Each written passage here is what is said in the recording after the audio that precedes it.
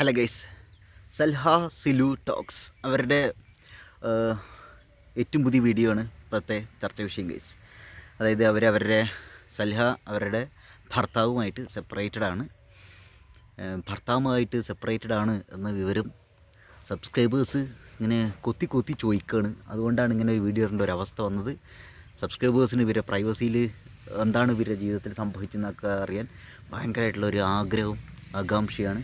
അവർ പ്രൈവറ്റായ കാര്യങ്ങളൊന്നും ഇങ്ങനെ പറയണമെന്ന് വീഡിയോയിൽ ചെയ്യണമെന്നൊന്നും തീരെ വിചാരിച്ചല്ല. കാരണമായിട്ട് അവർ പറയുന്നത് എന്താണെന്ന് വെച്ചിട്ടുണ്ടെങ്കിൽ, ഇപ്പോൾ 5 മക്കളെയും കൊണ്ട് സിംഗിൾ പാരൻ്റായിട്ട് ജീവിക്കുന്ന ഒരവസ്ഥയാണ് ഇപ്പോൾ അവർക്കുള്ളത്. ഒരു വാടക വീട്ടിലാണ് താമസം.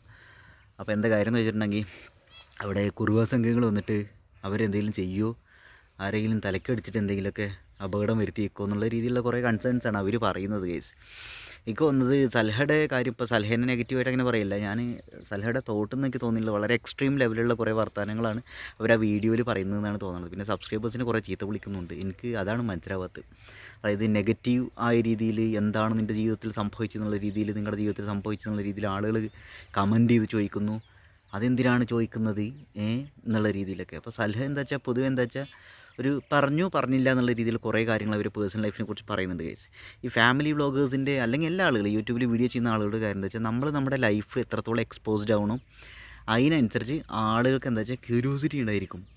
അപ്പോൾ നമ്മുടെ പേഴ്സണൽ ലൈഫിലെ കാര്യങ്ങൾ നമ്മൾ പബ്ലിക്കായിട്ട് ഇങ്ങനെ പറയാൻ ആഗ്രഹിക്കുന്നില്ല, ആ രീതിയിലാണ് നമ്മൾ വീഡിയോസ് ചെയ്യുന്നതെങ്കിൽ ആളുകൾ അങ്ങനെ അധികം ചോദിക്കലും ഉണ്ടാവില്ലായിരിക്കും.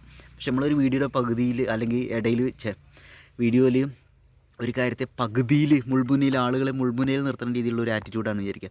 ഫോർ എക്സാമ്പിൾ, അവരുടെ പല വീഡിയോൻ്റെ ക്യാപ്ഷനും വീഡിയോ കണ്ടിട്ടുണ്ടെങ്കിൽ നമുക്ക് മനസ്സിലാവും. അതായത് ഡിവോഴ്സ് എന്നുള്ള രീതിയിൽ വാക്കുകൾ ഉപയോഗിച്ചിട്ടുണ്ടായിരിക്കും, ഒറ്റയ്ക്കാണ് എന്നുള്ളൊരു സംഗതി ഉണ്ടായിരിക്കും. അപ്പോൾ എന്താ വെച്ചാൽ സ്വാഭാവികമായിട്ട് ഇത് കാണുന്ന ആളുകൾ പൊട്ടന്മാരും പൊട്ടികളല്ലല്ലോ. അപ്പോൾ അവർ ചോദിക്കും എന്താ പറ്റിയത്, ഹസ്ബൻഡായിട്ട് എന്തെങ്കിലും ഇഷ്യൂ ഉണ്ടോ, എന്താണ് സംഗതി എന്നൊക്കെ. അപ്പോൾ ഇവരെന്ന് പറഞ്ഞിട്ടുണ്ട്, ഇവർ യൂട്യൂബിൽ നിന്ന് കിട്ടുന്ന പൈസ എന്ന് പറഞ്ഞിട്ടുണ്ടെങ്കിൽ ഭയങ്കര എന്താ പറയുക, ഒരു സമാധാനം ഇല്ലാത്ത പൈസകളെന്നൊക്കെ ഇവർ പറയുന്നുണ്ട്. അപ്പോൾ സൽഹയുടെ വീഡിയോസിൻ്റെ അവസ്ഥ എന്താ വെച്ചിട്ടുണ്ടെങ്കിൽ, ആളുകൾ ഇങ്ങനെ കണ്ടുകൊണ്ടിരിക്കുമ്പോൾ സൽഹയിൽ നിന്ന് ജീവിക്കാൻ വേണ്ടി മോട്ടിവേറ്റഡ് ആയിട്ടുള്ള കുറേ ആളുകളുണ്ട് കേസ്, പ്രത്യേകിച്ച് സ്ത്രീകൾ.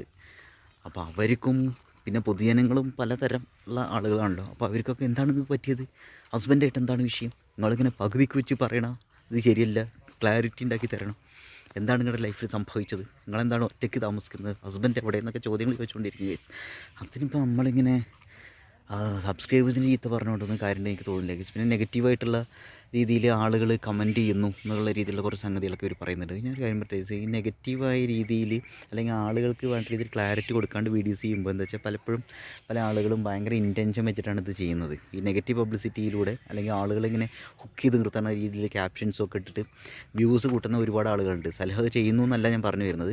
സൽഹയ്ക്ക് അങ്ങനെ ഒരു ഉദ്ദേശമില്ലെങ്കിൽ പിന്നെ ക്ലിയർ ആയിട്ട് ഇതാണ് സംഭവിച്ചത്, അല്ലെങ്കിൽ എൻ്റെ വീഡിയോ ഇങ്ങനെയാണ് എന്നുള്ള രീതിയിൽ ആ വീഡിയോൻ്റെ കണ്ടൻറ്റ് ക്രിസ്റ്റൽ ക്ലിയർ ആയിട്ട് അവതരിപ്പിച്ചിട്ടുണ്ടെങ്കിൽ ആളുകൾക്ക് ഈ സംശയങ്ങളൊന്നും ഉണ്ടാവില്ലായിരുന്നു കേസ്. ഇങ്ങനെ ചോദിക്കില്ലായിരുന്നു കുത്തിയിട്ട്. പിന്നെ യൂട്യൂബിൽ വീഡിയോ ചെയ്തുകൂടെ എന്നൊക്കെ ആളുകൾ ചോദിക്കുന്നുണ്ട്. പക്ഷേ എനിക്കത് അങ്ങനെ താല്പര്യമില്ല, ഗതികെട്ട പൈസയാണിത് എന്നൊക്കെ പറയുമ്പോൾ യൂട്യൂബ് നിർത്തി പോകുന്നതായിരിക്കും നല്ല കേസ്. അപ്പോൾ എന്തായാലും സൽഹ പറയുന്നുണ്ട്, അവർ വളരെ ഫ്യൂച്ചറിസ്റ്റിക്കായി ചിന്തിക്കുന്ന ഒരാളാണ്. അവർക്ക് എന്താ പറയുക, യൂട്യൂബിൽ വീഡിയോ ചെയ്യുമ്പോൾ അവർക്ക് വളരെ ഇടങ്ങേറാണെന്നുള്ള രീതിയിൽ സംഗതി പറഞ്ഞു. അപ്പോൾ എനിക്ക് തോന്നുന്നു ഇങ്ങനെയാണെങ്കിൽ സൽഹ യൂട്യൂബ് നിർത്തി പോകാനുള്ള സാധ്യത ഉണ്ടെന്ന് തോന്നുന്നു കേസ്.